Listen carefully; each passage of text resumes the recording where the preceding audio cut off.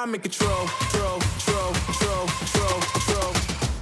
There are thousands of triceps exercises out there. How do you sort through the ones that will be most beneficial to really growing your triceps and building tricep strength? That's what we're gonna sort through today. We're gonna give you our top 5 exercises for building tricep strength and building the size that you want on the backs of your arms. What are we looking for in these triceps exercises, Don? Well, I mean, I know at number 5 down, we're actually starting with more of the movements that we're gonna try and create a bit more tension with by going a little bit lighter and increasing our repetitions. And then when we get down to 2 and 1, those are gonna be more of our heavier mass builders. So I know when creating great arms, it's having that balance of pump work, higher repetition, hypertrophy work, but never neglecting going heavy. So we want to find exercises that are going to let us extend at the elbow, but like Don said, go heavy. And that's the game. It's finding that balance between moves that let us extend at the elbow and develop mind-muscle connection and moves that are going to let us just really build size and strength. We've got a variety for you in this top 5. Let's get started.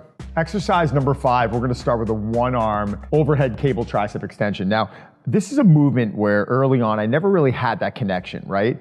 It's one of those exercises that you have to have a decent amount of shoulder external rotation, thoracic mobility, the ability, and Ev's got the ability for a big guy to get his arm vertical overhead. And now what are we thinking about? We're trying to think about not allowing that low back to arch, but what's happening here? We're getting great flexion and extension out of the tricep, and we're getting a lot of shoulder stability. So a lot of bang for our buck with this movement, but I've never been able to do this exercise so heavy to where we're doing it and we're performing it at a low repetition. This is a movement that we're gonna go 10 plus reps on, really just try and get a good squeeze. And you're gonna notice the first couple reps might feel easy, but as we start approaching that 9, 10, 11 rep, it's gonna become so much more challenging while we're really focusing on so many other elements. I kind of want to stop right now. I'll tell you this though before I do. Like everything you were saying, I mean, getting my hand right here, I've got to keep my rib cage down. Rib cage down. There's a lot of abdominal work. I'm really thinking about what my shoulder blade is doing.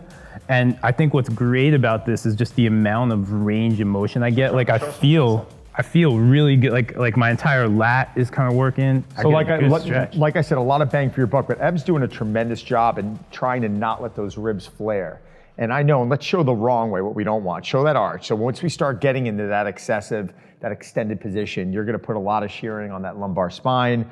The ribs are gonna get out of whack a bit. You can develop hip problems, shoulder problems. So if getting your arm vertical overhead is not in the cards for you because maybe you have a past injury, maybe you're just tight, this may not be an exercise for you, but it's one that we've really worked hard on trying to create tension with. Yeah. And I know that when I can get my arm vertical overhead and perform this drill, it's showing me that there's so many great things going on in my shoulder and in my mid-thoracic. Exactly, really good squeeze on your triceps. Like Don said though, it's not for everybody, but that's why we've got 4 of the moves on the list. Well, let's go to it. Number 4 on our list is the triceps press down, right? So that 5th exercise might not have been for everyone, but number 4 on our list and everything else we have going forward, these are the meat of your triceps movements. What we're going to now is probably the staple movement you think of or I think of. When I see guys in the gym, everybody does this, is a triceps press down, right? It's the most commonly used movement, and I think for a reason. I definitely feel like that you can train this with different grips, you can get a little bit of variability, but it's safe. This is a safe movement where you can keep your shoulders packed and you feel it. Right? Yes. We just love this one because we feel it. So I think stepping up to this rack, and you got to assess the rack that you're using. This rack is a bit low, and that's fine. I'm going to show you how to vary it, and this is not going to be enough range of motion for me. So all I have to do now is just take this movement to a kneeling position. I'm going to squeeze my glutes, keep myself out of that excessive extension, and at that point, I'm going to bring my knuckles straight down to the floor, bring it up, allowing a full range of motion. So now I'm training in a range that's allowing me to keep tension on my triceps the entire time. And all I'm trying to do right now is when I extend my arms and my knuckles are going straight down to the ground, my elbows are staying in, and I'm trying to squeeze my triceps as if Ev was literally just trying to squeeze with his hand as hard as he could. Like I'm literally trying to create that level of tension. So this is an isolation movement. I do prefer doing this exercise with a bit higher number of reps. I mean, you're never really gonna see me doing 6s here. I'm not saying I don't, but this is typically something I like to train in about anywhere from 8 to 20 reps. And you can load up the triceps press down a little bit. It's okay to get ever so slight body lean. You don't want to be, on top of the weight so that you're close grip pressing in a way, we'll get to that later, but you can load this up a little bit, get a little bit of momentum and get that really good squeeze with a heavy weight, which I think is key. And I'm glad you brought that up, because there have been different fitness competitors I've worked with, or different athletes, and they do come into this with a little bit of like a stylistic approach, right? Like you might see one athlete or one individual wanting to stand a little bit more vertical. You might see someone else with a slight angle. I really think it comes down to, where do you create the most tension? Where are you getting that mind to muscle connection? Or maybe you want to train in the range, in the position that you might feel a little less mind to muscle connection with, because you want to work on it a little bit more. Exactly. Really safe, a really great way to go heavy and train safely without all these moving parts. Exactly. So on the very back end of the force curve on the press down, you're not going to get a lot out of it. So you've got to hit that thing that Don was saying, squeeze on the back end. That's our fourth exercise. All right, exercise number 3, we're moving into a dip. Now, there's a little bit of controversy with the dip, right? Because we're hitting our triceps, we're hitting our shoulders, we could be hitting our chest depending on the angle of which we lean. But we also both understand that this movement may not be for everyone. So if you're lacking in shoulder mobility, if you may have specific issues going on where the dip doesn't fit into your training program, remember, these are just tools in the toolbox, and we can very easily sub this out. But Eb and I, over the years, have worked really hard on our shoulder mobility, and we have a great mind to muscle connection with this exercise. And I know this is a movement where you're able to load heavy, but you can also go body weight and you can rip some reps on it. And that's why this is kind of falling into our number 3. Why don't you demonstrate and show everyone how well Eb's got, he's got an incredible dip here. You can kind of bias into different positions. If I'm working to keep my torso a little bit more vertical, it's a little bit more challenging on that shoulder joint, but a little more focus on the triceps. Right. I can lean into it, make it a little more like a decline press. And so I'm getting, again, triceps, shoulders, chest on this, getting some depth. And then the key thing that makes this a really good move for triceps is as we come up, straightening, extending at the elbow, that's what really attacks our triceps.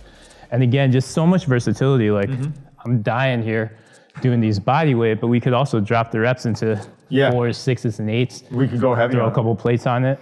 Granted, our shoulders have earned the right to do it, right? So if your shoulders are feeling any discomfort, it's something that I would shy you away from. But we talk about movements with carryover, right? And so we'll train muscle groups more than once in a week, but this is a great way where if you are doing some heavier pressing early in the week, coming back with a tricep movement like a dip later in the week, you're gonna tax those triceps, but you're also gonna hit those shoulders and those pecs.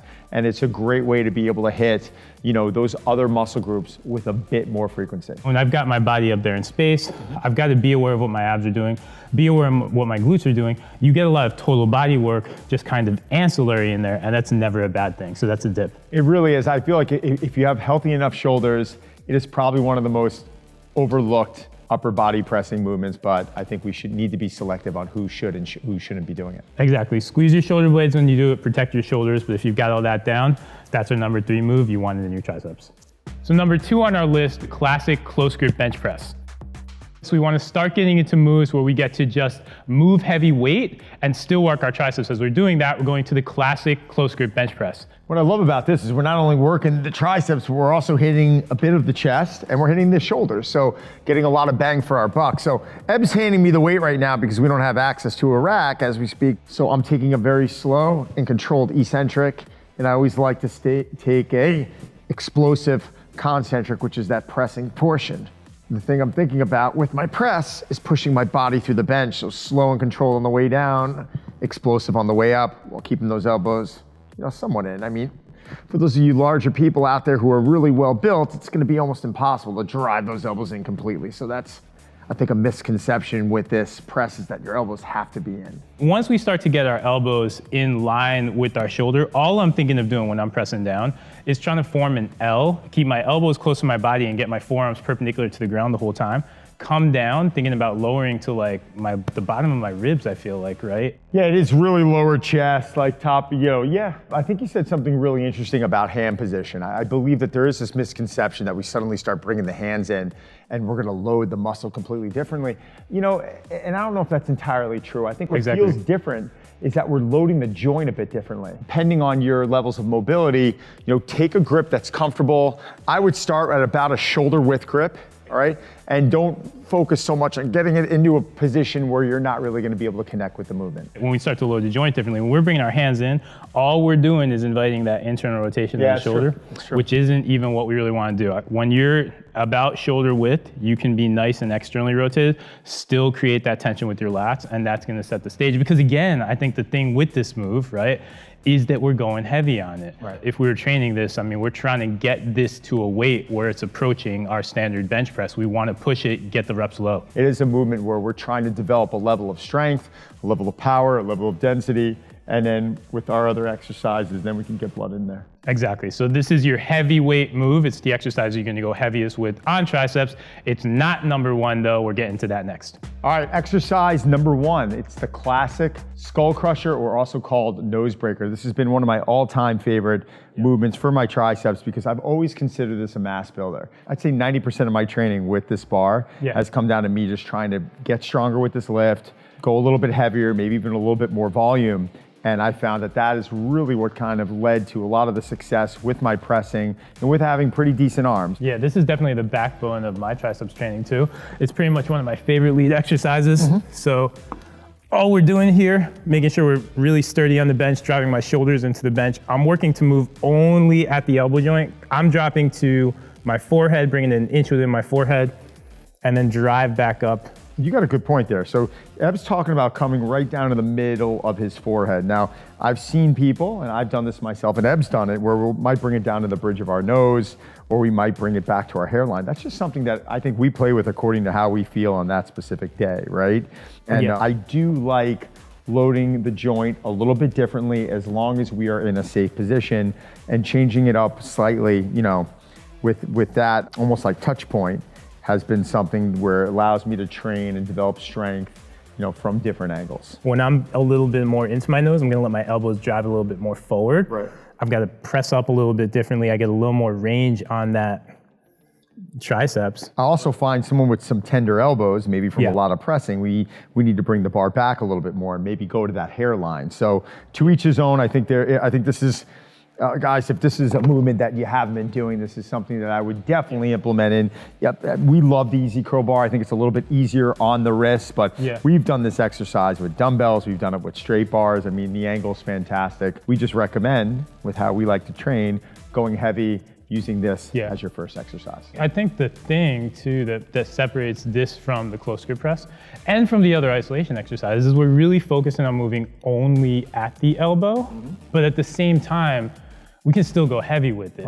And that's why it's number one on the list, because it's that special kind of exercise where you're kind of in that isolation position, but you're still really loading up with weight, or you can push it with weight. Again, I think we can be in the 4s and 6s and push it. It is an elbow challenging move for some people, but if you can push it, go ahead and do it. So guys, give that one a shot. Let us know what you think.